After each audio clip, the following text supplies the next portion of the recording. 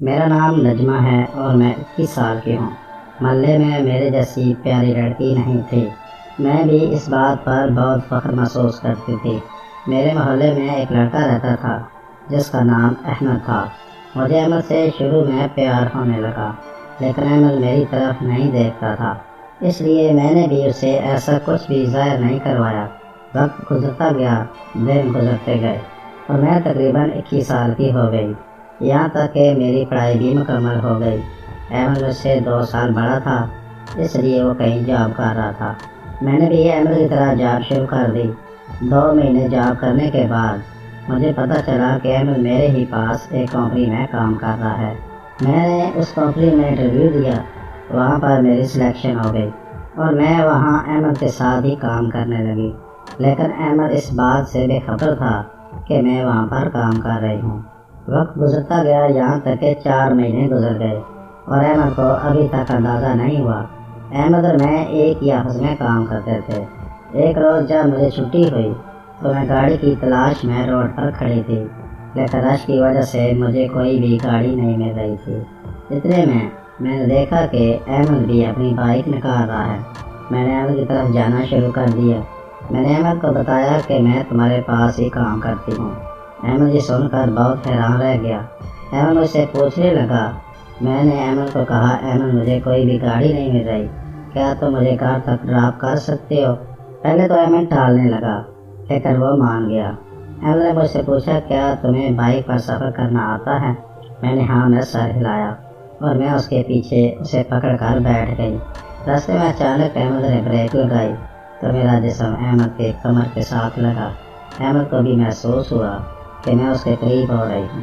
وہ اور پیچھے ہو کر بیٹھ گیا اور مجھے کہنے لگا، ویسے ہی کرو جیسے تم نے پہلے کیا ہے۔ میں اس کی بات سمجھ گئی کہ یہ کیا کہنا چاہ رہا ہے۔ میں نے زور سے احمد کو پکڑ لیا اور ساتھ ہو کر بیٹھ گئی۔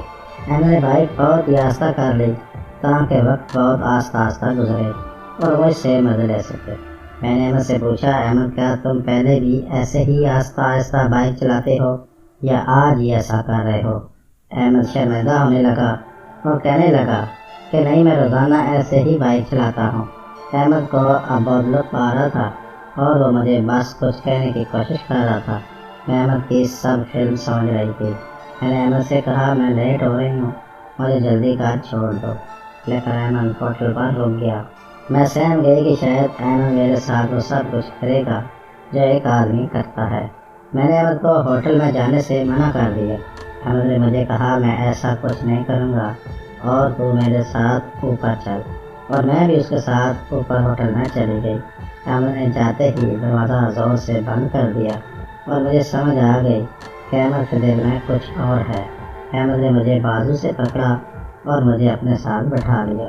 احمد میرے ساتھ فرینک ہونے کی کوشش کرنے لگا۔ مجھے احمد سے بہت خوف آ رہا تھا۔ میں نے احمد کی ایک نہ سنی اور میں دروازے کی طرف بھاگی۔ احمد میرے پیچھے بھاگا اور مجھے پیچھے سے پکڑ لیا۔ مجھے اس کا سب کچھ محسوس ہو رہا تھا۔ اس دن احمد نے میرے ساتھ بھی ویسا ہی کیا جیسے وہ دوسری لڑکیوں کے ساتھ کرتا تھا۔ میں نے احمد کو کہا، کیا تم نے اپنی ہر خواہش پوری کر لی ہے؟ مجھے گھر چھوڑ دو۔ احمد مجھے کہا، ٹھیک ہے، چلو بیٹھو بائک پہ، اور وہ مجھے گھر کی جانب لے چلا۔ اب وہ روزانہ صبح مجھے گھر سے لیتا اور مجھے آفس ڈراپ کرتا۔ یوں ہی دن گزرتے گئے اور احمد مجھ سے روز ہی ایسے کرنے لگا۔ وہ مجھے ایک ہفتے میں 3 بار ہوٹل لے جایا کرتا تھا۔ اب میں بھی اس کے ساتھ لطف اندوز ہونے لگی تھی۔ ایسے ہی احمد میرا بہت ہی اچھا ساتھی بن گیا اور ہم نے شادی کر لی اور اب ہم ہنسی خوشی اپنی زندگی بسر کر رہے ہیں۔